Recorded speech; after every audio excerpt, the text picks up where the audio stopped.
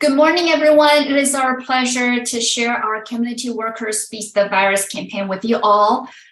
As you can see, Mariana and I are both in the sessions, and we want to give special thanks to Crystal Lumpkins, who is now with the University of Utah, and Reverend Tony Carter, who have been very instrumental in our campaign. We also saw some of our colleagues at the Red X projects, including Dr. Ellen Greiner in attendance. So we also want to acknowledge and thanks Dr. Greiner in supporting us throughout the project. Next. Here's a brief agenda. I would like to quickly talk about the Red X of Kansas, what it is about, and then we'll talk about listening tours, the insight we have learned from our community members, and then Mariana will take over and talk about the Community Worker Beat the Virus multimedia campaign. So what is Red X Up? It's an abbreviation of a very long name. It is Rapid Acceleration of Diagnostics for Underresourced Population in Kansas. So our KU Medical Center is one of the 32 centers being awarded the specific grant in the very first round of the Red X Up project. It really started due to the COVID-19 pandemic. What you're seeing here is what our team has been working on in increasing testing and vaccinations in under-resourced populations, including immigrant populations, rural communities, and much more. Next.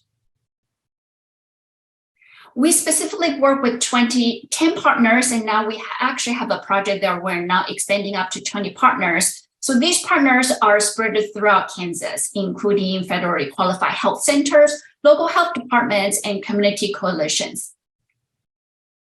Next, Mariana will quickly talk about, before Mariana talk about the campaign, here is a really quick insight on what we have learned from our listening tours. We have quite a few consultants in our projects, and also our KU Medical Center researchers who traveled to all over Kansas to really understand what communities' voices and understand their struggles. And we also hope to work with the local influencers in order to energize our community coalitions. Here, as you can see, for example, Reverend Tony Carter has visited a lot of central and western Kansas and understanding what the community fears the most and how community coalitions could be of support.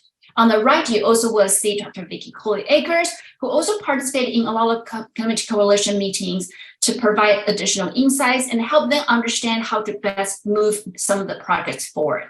Next. Thank you. So we're going to talk a little bit about campaign ideation here, and we wanted to show you a video to get started.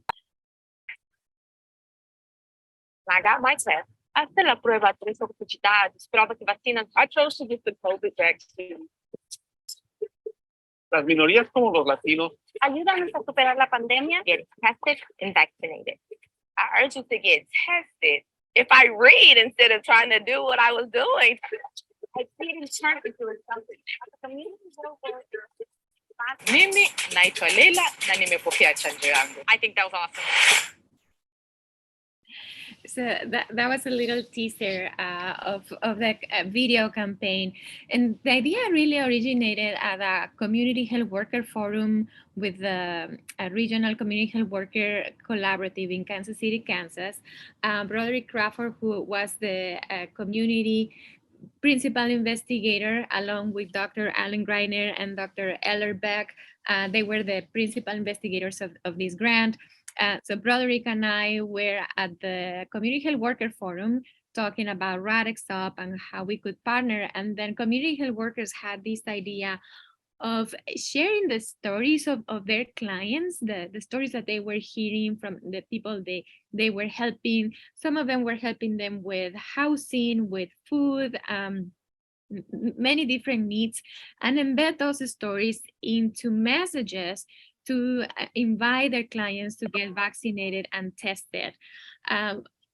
Yvonne already mentioned some of the formative research that we had in the listening tours, and we also had focus groups with specifically with Latinos throughout the state, and we learned a lot about the misinformation, the myths, and things that we needed to address during the campaign. So we work with community health workers to develop the scripts, right? And we say community health workers and influencers because in some counties, they decided to also invite, for example, business owners or a non or a superintendent. But initially, the core of the campaign started with community health workers in Kansas City, reflecting the stories from their clients. And then we added information about testing and vaccination. So every message was carefully crafted. We made sure to include CDC as a reference, and we had 2 levels of review and approval. We had a great team of community consultants, including people from the radio, people from community colleges, a reverend, and other sectors representing different backgrounds. And they reviewed the content to make sure that it will make sense with different audiences in our communities. And we also had the physician team in RADXUP, in our RADXUP team, review them for scientific, all the scientific information. You can see the table here has on the first column the different topics that were covered in the different videos and pieces of communications we developed. Then the COVID topic that we were targeting, the language, and the intended audience that each piece was developed for. So I'm going to play a couple of videos. Lowering your guard against COVID is to lose a battle without fighting it. As a community health worker, I urge you to get tested and to get vaccinated. I am Talisha, and I got tested and my vaccine so I can protect my family, friends, and you. Please help us overcome the pandemic by getting tested, washing your hands, and getting your vaccine. Please help us fight the pandemic by getting tested and vaccinated.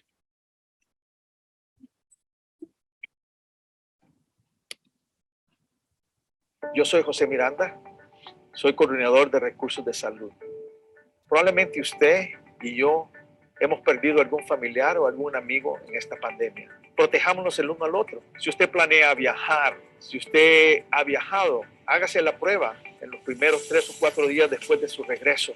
Aunque esté vacunado, por favor, hágase la prueba. Por favor, ayúdanos a superar la pandemia haciéndote la prueba y vacunándote. Jose and Talisha are community health workers, and Jose's message was about traveling, right? A lot of our immigrant communities travel to visit families. So he was talking about the importance of getting tested when we come back or before we travel. And we had the campaign and the people that they asked with the call to action. They are radio hosts that are very well known. It's Darren's story in the English version, and then Enrique in the Spanish version. They are very well known, and they allowed us to use their voices for the call to action. So these are other examples of the campaign.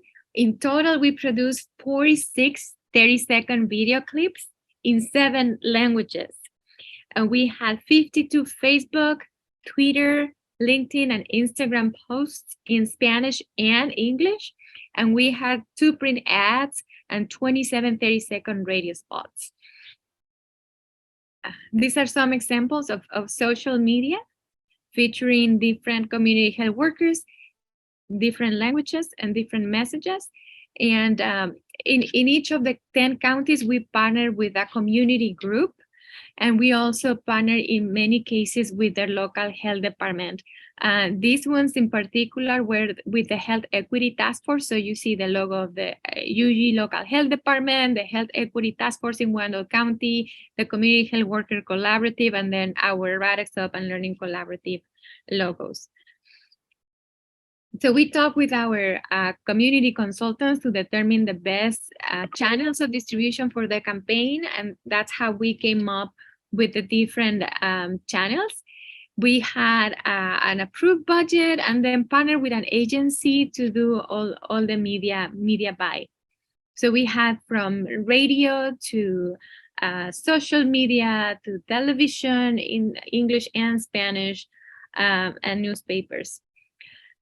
We had about 600,000 print media impressions. In social media and TV, 107,000, and radio, that was the highest, about 1.1 million. Total impressions, about 1.8 million. And our budget was very modest, honestly. It was around $48,000. There's a zero missing there. So some of our takeaways is that having the community working with us, right, was key throughout the process. This can be used, this community academic collaboration can be used as a model to respond to information needs in public health crisis. And it is a sustainable resource for the development of public health communication strategies.